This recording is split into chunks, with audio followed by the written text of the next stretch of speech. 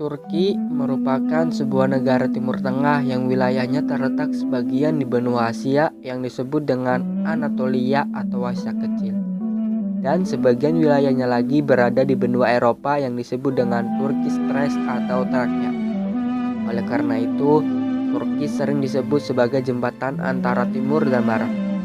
Letaknya yang berada di dua benua ini menjadi faktor sentral dalam sejarah, kebudayaan, dan politik di Turki. Bangsa Turki diperkirakan merupakan cabang dari sebuah rumpun bangsa yang dikenal dengan Ural Atlaik, atau disebut juga dengan rumpun bangsa yang berkulit kuning. Rumpun bangsa Altai merupakan pola hidup yang berpindah-pindah. Hal ini disebabkan oleh kondisi geografis yang didiami bangsa Turki pada masa itu, yang menuntut bangsa Turki untuk hidup berpindah-pindah atau nomaden. Situasi semacam ini memunculkan kehidupan bermasyarakat yang bersuku-suku dan bermata pencaharian menggembala ternak. Suku dengan bermata pencaharian menggembala ternak serta melakukan ekspansi ke wilayah lain demi mempertahankan hidup. Maka mereka juga gemar melakukan penjarahan terhadap suku-suku yang lebih lemah.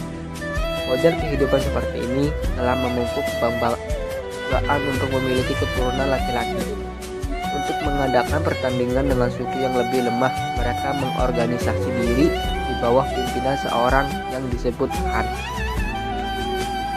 Disebutkan dalam sumber berita dari Cina bahwa informasi paling awal mengenai bangsa Turki sudah ada sejak 2356 sebelum Masehi, yang dikenal dengan nama Yungnung.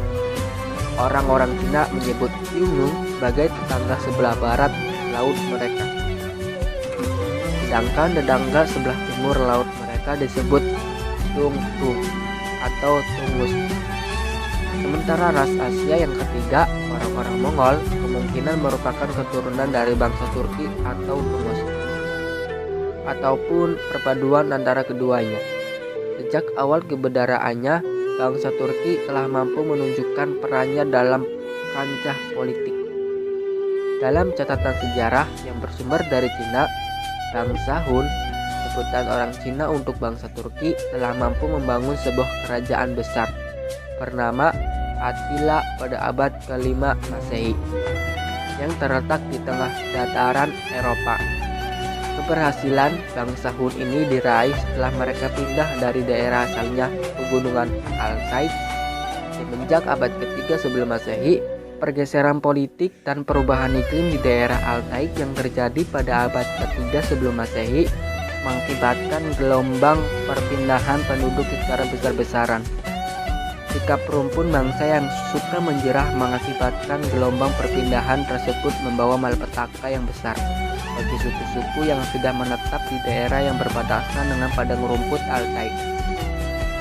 Mereka yang pindah menuju arah selatan dan barat untuk mencapai wilayah Eropa Timur, Timur Tengah, dan Asia Tengah menanamkan kelompoknya dengan nama August.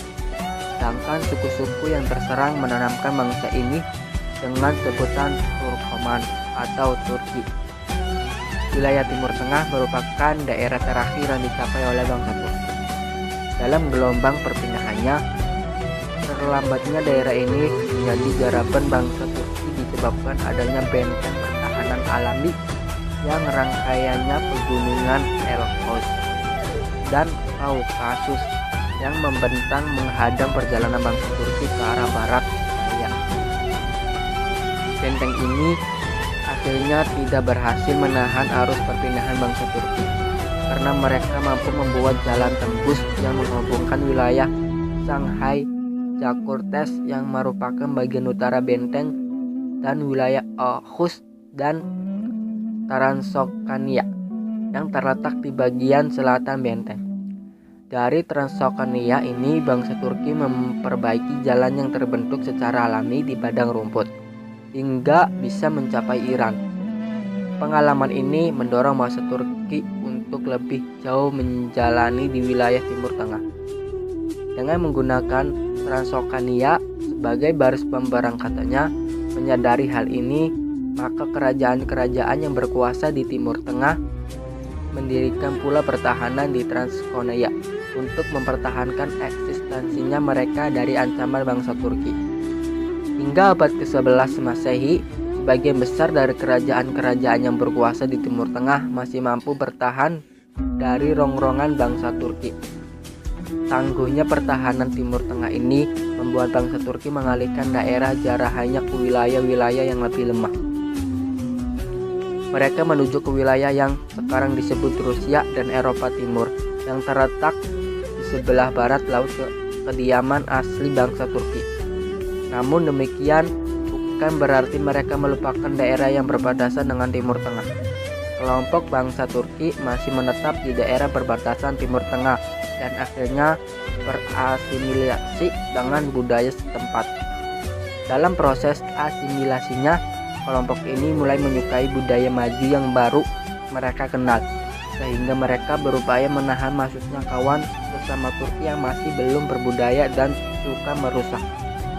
Sikap semacam ini menguntungkan wilayah Timur Tengah. Kelompok bangsa Turki yang sudah tersentuh budaya maju ini akhirnya pada tahun 522 Masehi membentuk sebuah kerajaan. Dalam sumber yang lain disebutkan kerajaan tersebut bernama Göktürk yang didirikan pada tahun 682 Masehi, namun kemudian hancur pada tahun 711 Masehi. Sumber sejarah yang berasal dari Cina dan Bizantium menyebutkan bahwa sejak abad ke-6 Masehi telah ada bangsa yang secara spesifik mempunyai nama Turki yang mampu mendirikan sebuah kerajaan besar. Dalam bahasa Cina, kata Turki disebut Tuku, digunakan pertama kali untuk menyebutkan sekelompok orang nomaden yang pada abad ke-6 Masehi telah mendirikan sebuah kerajaan yang membentuk wilayah segitiga mulai dari Mongolia ke perbatasan Cina, bagian utara dan Laut Hitam. Kerajaan ini didirikan dan dipimpin oleh dua orang bersaudara, yaitu Tumen atau dalam bahasa Cina disebut Tumin. Dalam pelaksanaannya, pemerintahan dibagi menjadi dua bagian. Tumen menguasai bagian barat wilayah Turki dan Islami menguasai wilayah Turki bagian utara. Setengah abad sepeninggal pendirinya, kedua kerajaan Turki ini di atas mengalami masa surut. Pada abad ke-7 Masehi, kedua kerajaan tersebut takluk kepada dinasti Tang dari Cina. Sebagai bangsa yang suka berperang, keberadaan mereka di bawah kekuasaan asing mendorongnya untuk selalu berupaya meraih kembali masa kejayaannya. Upaya mereka diwujudkan dengan mengadakan kesultanan langkah antara kerajaan Turki bagian utara dan kerajaan Turki bagian barat. Persatuan ini membuahkan hasil pada tahun 682 Masehi. Setelah 50 tahun berada di bawah kekuasaan asing, kedua kerajaan Turki tersebut berhasil meraih kembali kemerdekaannya dan membangun kembali kekuasaannya. Proses pembangunan kekuasaan yang berlangsung hingga tahun 740 Masehi ini mampu meninggalkan budaya bangsa Turki, sehingga catatan sejarah dalam huruf Sogdian yang sudah mereka tulis sendiri bisa ditemukan. Manuskrip yang mereka tinggalkan menceritakan tentang pergolakan sesama rumpun Turki dalam perbuatan kekuasaan dan tentang gambaran kehidupan mereka. Manuskrip ini ditemukan di pinggiran sungai Orkhon yang kemungkinan besar menjadi pusat pemerintahan mereka. Sejak akhir abad ke-7 Masehi, bangsa Turki yang mendiami wilayah Asia Tengah mulai mengenal agama baru, yakni agama Islam. Mereka mengenal Islam melalui hubungan perdagangan dengan bangsa Arab.